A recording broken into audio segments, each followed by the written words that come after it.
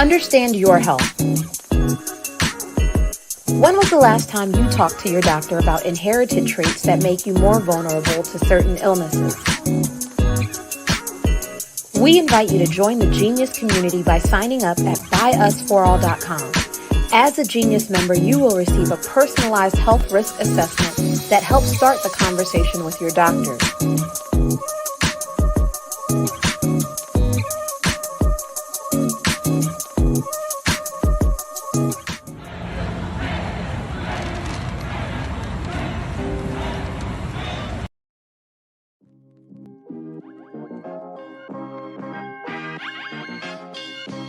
Indigenous was created to address the lack of diversity in clinical trials.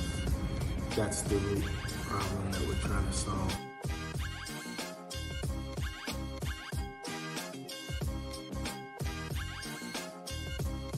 Research that has been done years and years are 95% European white male, 95% European white male. Unfortunately, that's not good enough for us to have effective drug products, especially when treating a large continent like Africa. So what we're trying to do is identify individuals that are not being represented in the traditional drug trials in order to build better drug targets and drug discovery.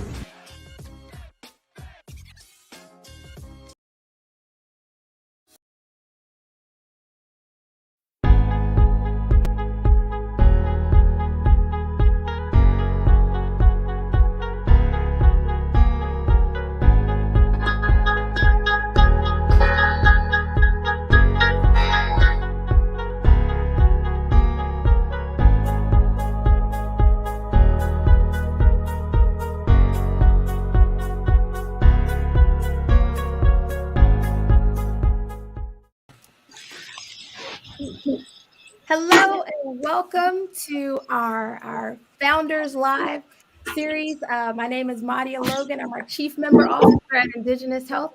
Really happy to be here with our founders to talk about racism in healthcare. More specifically, we're going to talk about health disparities. So before we jump into that, we have really exciting news that we're going to share for the company, about the company, and I'm going to pass the ball to Michael to just talk a little bit about company updates and our new app. Michael? Sure thing. Pleasure to be here. And, this has been a long time coming, I think. And so we're happy to finally share that the Genius app is available, buyusforall.com. And it's really, opening salvo, as they say. Really, really, really tip of the iceberg. This is like version 1 of like software product 1 of what we have in store across the Indigenous family of companies, but even specific to Indigenous Health Group. It's really designed to be a platform where underserved populations, particularly Black people, can come understand more about their health in ways that are culturally relevant and culturally sensitive. Be able to get a personalized, customized health risk assessment. From there, move on to curated spaces where they can engage members of the community, provider experts, and a whole lot more. And so again, this is just opening salvo. The hope is that folks can explore the app, let us know if there are any questions, tell us what you like about the app and some of what you'd like to see in the app. And all of this is just to kind of just reiterate the point that we're looking forward to building this out with our community to make sure that whatever folks have always wanted out of digital health, in whichever ways they've always thought about digital health, that they see Indigenous Health as that partner that's going to build that and make manifest whatever those technology goals are that they're trying to accomplish. That's really what our focus is. So again, first of many product launches, and we're excited to be able to share this now before we close out the year. And we look forward to sharing more, a lot more actually, in the year 2022. Happy to have others chime in. Brad put a lot of work into kind of the mechanics of of what we have as our personal health risk assessment. So I don't know if he wants to kind of chime in on some of that as well. Yeah, Dr. Wilson? Sure. Thanks, Michael. Yeah, the whole team has, put a lot of work in on this and getting this to fruition to this point.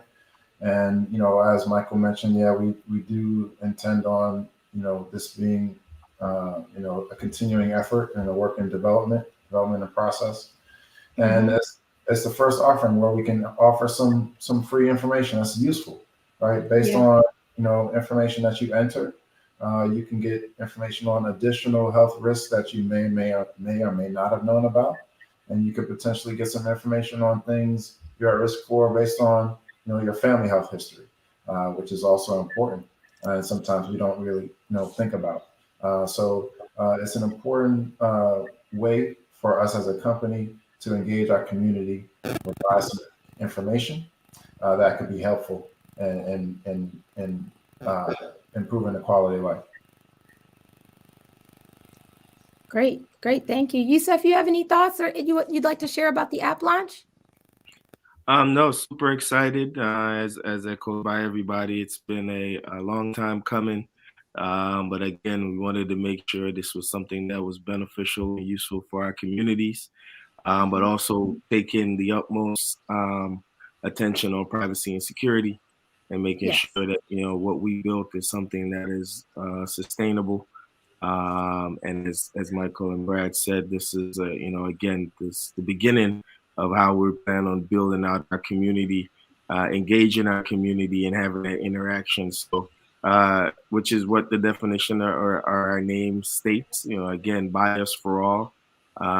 We want every member to feel included from the beginning, and this is an opportunity for them to join the app, download it, kick it around, test it, provide feedback on what they would like to see, because this is really and truly a community engagement aspect that's not been done before, where we're going down to, every member counts, every comment from a member counts, because again, as we start to look at this different reasons, we won't know it all. And so this is a way for us to engage our community in a streamlined fashion and be able to provide, what we believe is the best access to personalized health risk assessment and healthcare. And, as we build this out to clinicians that look like us, and treat individuals in our community like us, so that we can have a better understanding of disease areas and how it affects our Black, Brown, and Indigenous populations. So super excited to have that available to individuals, especially around the holiday time, while families are gathering around with other family members to start having some detailed conversations around health and health and wealth, and how the next generation and this generation could help build a stronger health ecosystem in that family. Mm-hmm.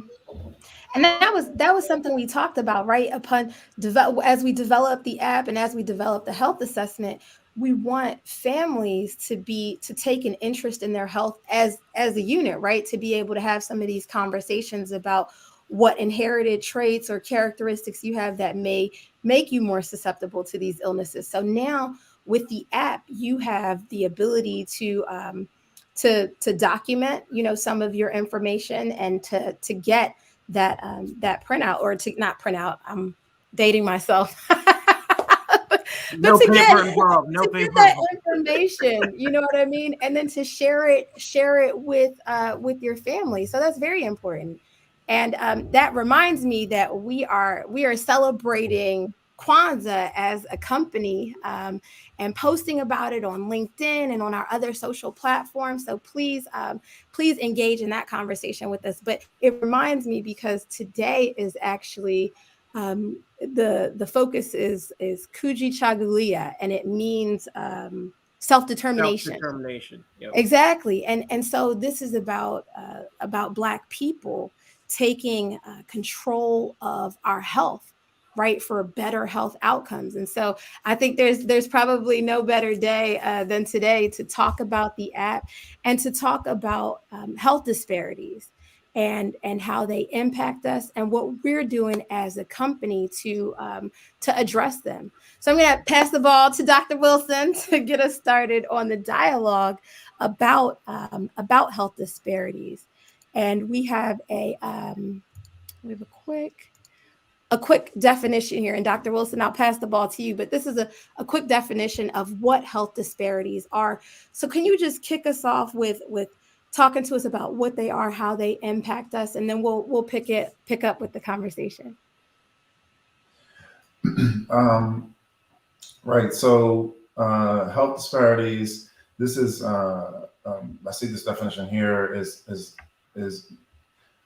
one that may be a little bit more narrow than I know in terms of they may or may not be preventable in terms of the differences that we see, and whether the incidence, meaning how frequently we see a certain particular disease, or the severity in terms of how far along a certain disease gets before it's treated, or regarding treatment itself, in terms of differences that we see from one population to another, particularly where we see differences in these areas with regards to African Americans or Black and Brown people, and then also potentially in some cases indigenous populations as well.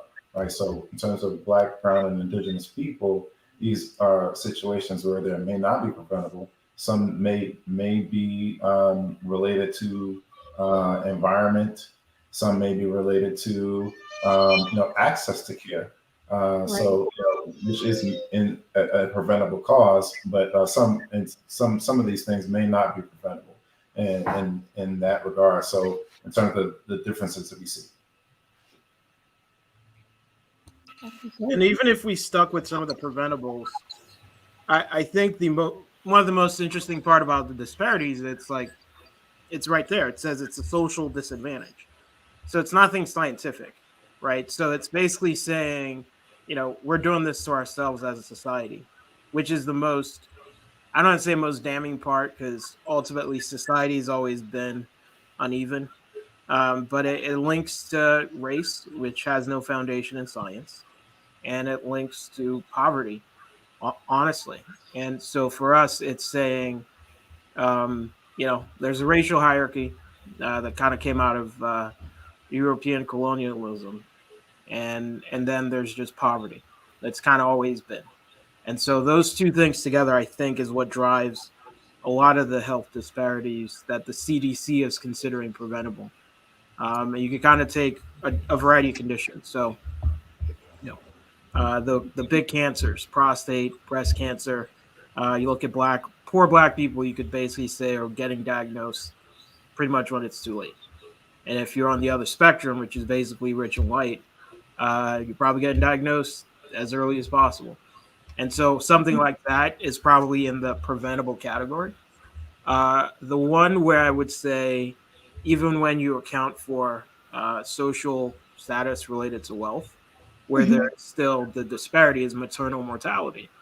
And Serena Williams had her experience during childbirth where she still had to vigorously advocate for herself. I'm like, who doesn't know Serena Williams? So Serena Williams has to struggle through childbirth in the American hospital system. What hope does any Black mom have, regardless of whatever income they have, if the health system isn't really valuing like a known Black woman? So it's just it's annoying, it's frustrating, but it's why we're doing what we're doing, because if the system that exists refuses to value these lives in the right way, then we're going to build a system that does, and we're going to get better outcomes. So I think that's the silver lining, is that we can do something about this, and we are. Yeah, absolutely agree in terms of we do want to address these disparities in all the different ways that we can, and including the preventable ways and maybe some not so preventable ways, by understanding those as well, right? Definitely agree with that. Yeah. Let me ask a quick question because it feels like I'm the newbie to health disparities, and you all across your careers have worked in and seen kind of the health disparities, up close and personal. I think Brad, you were telling us about how many years you've worked in health disparities, and I know Michael has been at the VA. Yusuf was at FDA, right? And so just could you all share the experience or an experience, a single experience where the health disparities just kind of came off the page in a very real way for you all? I know you all have the experience of it, so I want to leverage some of that for some of the folks that are watching. So what is there one example or one particular that you can share, please? um, just in your walk that made that highlighted how important this was for Black people. I've been talking a bunch, but I'm happy to go first if no one has any burning examples to come out with, because some of these things you experience them, or you're like, did I really just see that, or did that just actually just happen? And so for me, this is like I can go back to 2003, so almost 20 years, right? So getting started running, outpatient clinics, pediatrics, and my boss basically said, if someone's a Medicaid patient, don't give them a same day appointment. Tell them to go to the emergency room.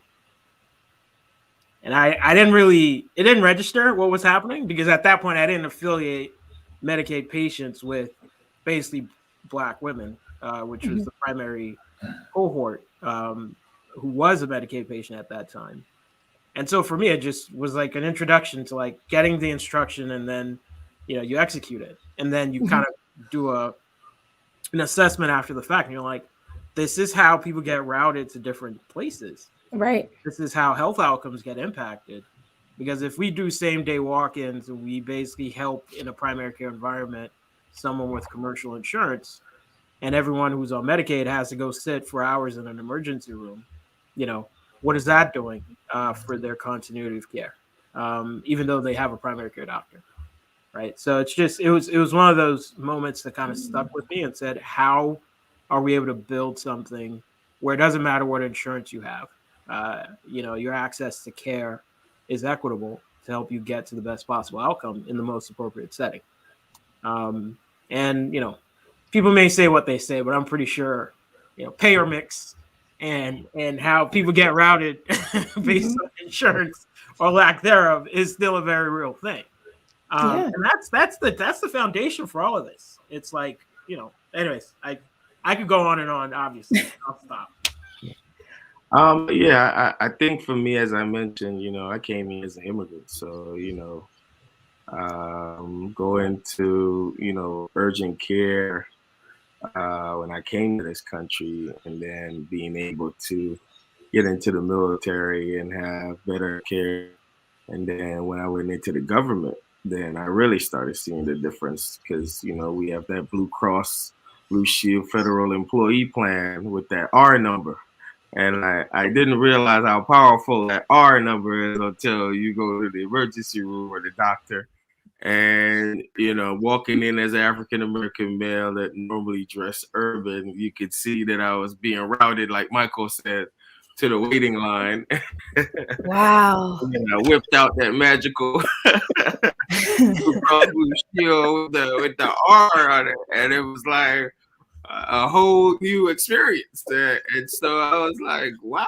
So, up until I walked up and pulled out that card, I was about to get routed into, the abyss, as Michael called it. I won't say where we was going to be routed to, but I anticipated I was going to be there for a few hours. Right. But my first encounter of having a health insurance that, the emergency room recognized as being, again, a PPO, which is what they call it, where you can see the doctor that you want to see. You don't have to wait for a reference from a physician. You just, you kind of do what you want to do. And it was that was a unique experience for me. You're talking about choice. You had choices. You talk about choice. I had some choices. I get to pick.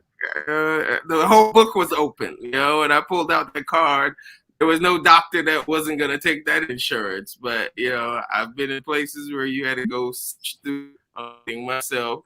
You had to go search through those indexes, right? Those directories to find a doctor, to the point where they were like, "Oh, you're a federal employee. Pick who you want."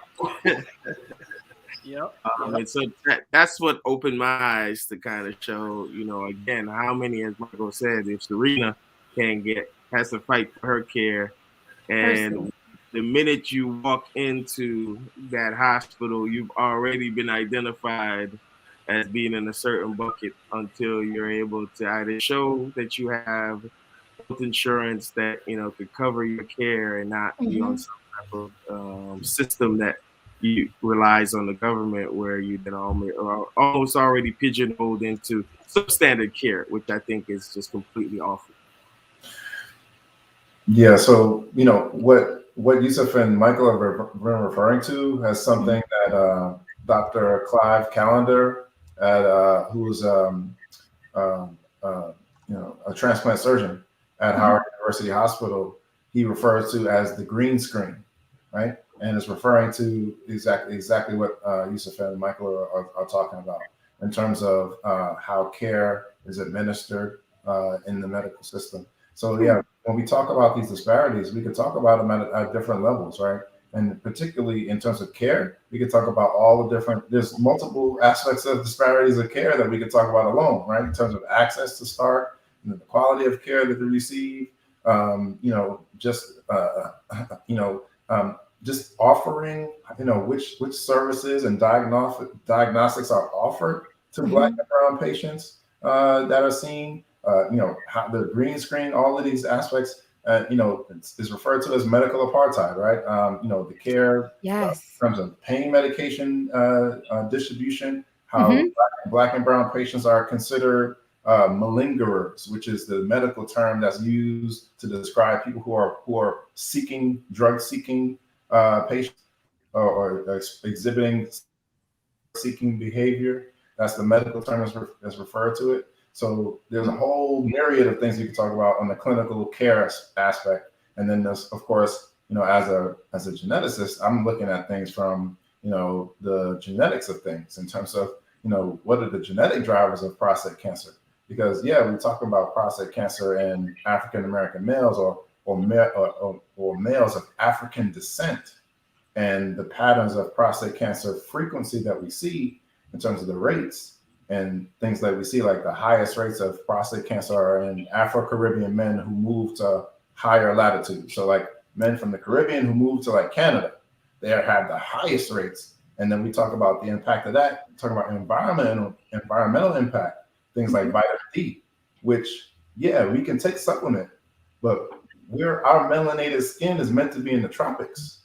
Yeah. To where we get that UV exposure to make that vitamin D in our skin, which is where you make the most of it. You can supplement it, which I do, but that's still not going to do the same as that tropical UV radiation that our skin was set up for us to, be able to be in that type of environment. So those types of things, you can't really prevent them. They're a little bit less preventable, right? So we talk about some of that stuff too. And then breast cancer and African-American women, they are more likely to have triple negative breast cancer, right? Which there's less options in terms of how to treat it because it's often a more aggressive type of breast cancer. So there's those types of disparities that we see too. So that we talk about on a little less preventable side, but we have to really look at them all to really get to health equity. We got to look at them all. So if I could just venture, I know we only have a few minutes left. If I could just venture a question, what's the solution from Indigenous? We're talking about health disparities. How does our company tie into to ending health disparities? So we only have a couple minutes left, so I'm pretty sure we can't cover it. But the short answer is, come on, Michael, you got this. the short answer is, right, we're building a technology platform to engage people. And, one quick example is what Brad just said about environmental factors that may have an impact on the prevalence of prostate cancer. I don't think I knew that before, right? What he just stated about where people live having an impact on Me either. that. And so if something is sort of quote unquote simple as that is actually a driver of this, then wouldn't it be beneficial for people to know? And so how we're going to address this is first education, health literacy, and then we'll start providing a lot of those tools and access. So imagine a scenario where your insurance coverage is no longer a barrier to the right type of information at the right time. And then eventually right access to care at the right time, at the right place. And so that's the vision of what we're building out. And if we build it in the right way, then we will build it in an affordable way so that cost is no longer a barrier to access to care. And so it's a creative business model that we're putting behind all of it. But the vision is that anyone that needs care is able to come to buyusforall.com, get access to our technology platform, and get access to some level of care. That starts with education, but ultimately, as we scale the company, we're hoping to be able to deliver as much care as people need through our platform. Yeah, that's great. That's great. Any other thoughts? Yeah. Yeah, and for me, just short, early detection, early prevention. I think what everything Michael just said then leads to being informed, being able to make quicker decisions so that we're not getting diagnosed at later stage when it's been irreparable. Too late, or it's too late, and then it's a matter of quality of life until you leave this earth. So that's what I'm big on. That's why I see the technology, genomics, having the platform able to do is inform our community relevant information that's pertaining to them and the disease areas, and then being able to make those early decisions around the diagnosis and early detection, early prevention. This is stuff that some families know. I mean, I met one young lady that says she's counted 35 deaths due to cancer in her family. Wow. I mean, so the information is there, it just hasn't been aggregated. And so the platform provides that opportunity where we're going to create environments and ecosystem, not only a healthcare ecosystem, but a family ecosystem to start really talking about healthcare, because that's just not as close to talking about money within the Black community. Your health and money seem to always never make it to those dinner table conversations. So that's how I look at what Indigenous is doing, being able to change some of the the culture and dynamics going forward. Yeah. I would have to echo Michael and Yusuf. It starts with engagement and education to increase health literacy, right? And all for the purposes of early detection, and so that we can take the steps that we need and prevention and early detection, so we can take those steps. And because an ounce of prevention is worth a pound of cure, and health is wealth, right? So and we were wanted to do this holiday season while people are with family, although some of that may be impacted by COVID, and we understand that, but this is the time of year to really kind of talk about this, and it can be a taboo subject for us sometimes, where we like Yusuf said, it doesn't make it to the dinner table conversation sometimes. So we're trying to provide avenues, provide places and spaces for people to kind of talk about this stuff, to make it things that we talk about, and to make it a priority to talk about this stuff, right? And for self-determination, to turn this around. I like the tie-in. Yeah, bring it together. Self-determination to take control of our health as a people, right? So that's what it's all about. And so we're not just talking about this; we're living this, right? We're living these principles and what we're doing. Yes, absolutely. I don't even have a close. I think that was a perfect closing.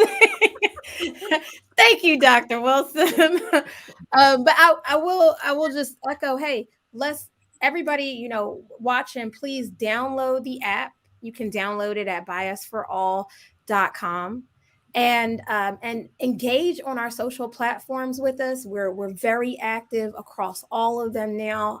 All of the platforms we haven't gotten into some, but we are very active on LinkedIn, on Facebook, also on Instagram and Twitter. And you all know that because we're broadcasting to all of those channels now. So please follow us and get the app downloaded and take that first survey to produce your free health assessment, your free personalized health assessment.